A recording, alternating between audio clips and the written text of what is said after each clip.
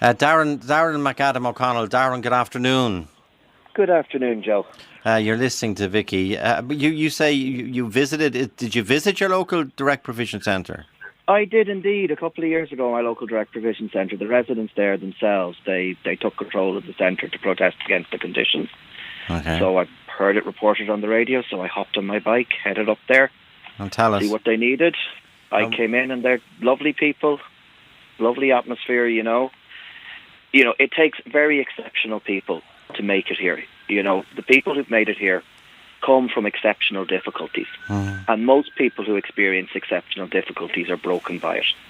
It's really people who have incredible mental strength, incredible perseverance, who make it all the way here. And these are individuals with great talent and great determination. And generally, these are exactly the sort of people who'd make an incredibly positive contribution to our society. The whole process of direct provision is designed to dehumanize, to institutionalize these people, and very importantly, to prevent them from making links in their community. I made good friends when I went up to that centre. I met some lovely people, but they were moved on around the country. And that prevents you from, you know, developing those friendships on a personal level. But more than that, of them getting involved in the community and making those links and being positive force that they are capable of and who want to be, you know, in our country. You know, these are a real asset to our country, which we're squandering. We're squandering the best years of the lives of incredible, talented people in these centres. And it's a waste of their lives, and it's a waste of an opportunity for our country. And I don't know whether you heard the Taoiseach speech at Dublin Castle on Saturday when the Pope arrived, and he spoke about a new Ireland, a very different Ireland to the Ireland of 40 years ago, with the things that have changed. He spoke about a new covenant between the state and the church. How does the way the state treats asylum seekers, how does that marry with what's being said at the weekend and the image that the government are putting forward, that we are a very progressive, forward-thinking republic? Really, it doesn't. It doesn't at all. You know, and we are a progressive, forward-thinking republic, and I think in the attitudes of the people. And, you know, we have become incredibly diverse, and we have welcomed in people from all over the world. And doing that has made us a better country, financially, socially, you know, culturally.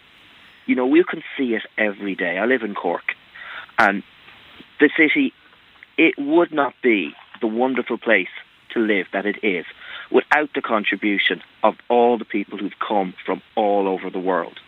And these people are the people working in the places like Apple and working for Airbnb and all of that. And that's what's driving our prosperity as a nation. And they are here because we are a progressive, welcoming, open country.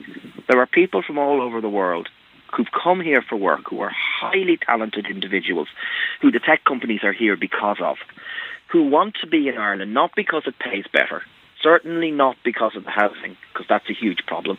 They are here because Ireland is a country in which they feel welcome and in which they feel safe. Many people feel safer and more welcome here than they do in their home countries.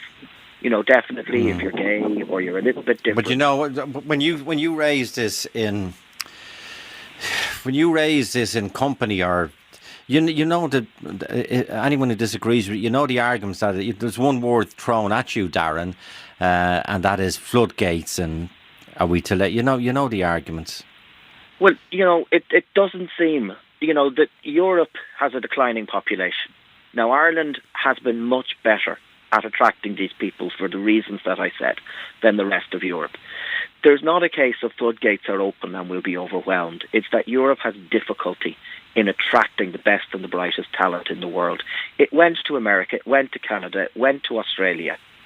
You know, it's gone to countries like this, and Europe as a whole has suffered because of that. Europe needs, for Europe's sake, to attract more people like this. It's not a question that we've too many coming. It's a question that we don't have enough. Okay.